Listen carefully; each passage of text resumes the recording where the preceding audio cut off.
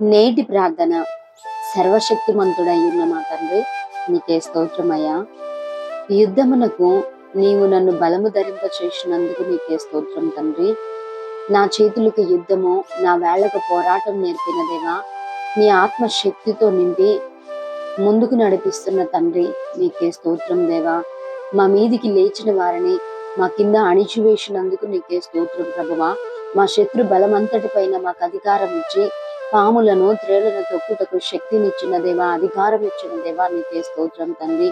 మా శత్రువులను వెనకకు మళ్ళ చేసిన దేవా, మమ్ము ద్వేషించు వారిని మేము నిర్మూలన చేయలాగున వారిని మా ఎదుట నుండి పారదోలు శక్తిని బలమును మాకు ఇచ్చినందుకు నీకే స్తోత్రం దేవా.